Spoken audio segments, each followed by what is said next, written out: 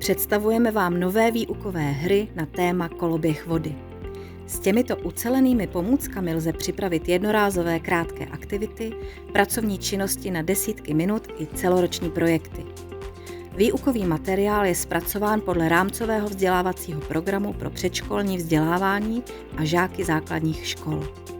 K tématu jsme připravili naučnou tabuli se sadami magnetů, otočné kolo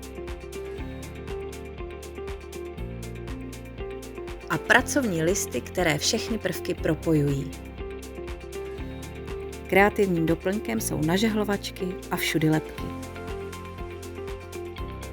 Pojďte prozkoumat svět vody s kapkou fantazie.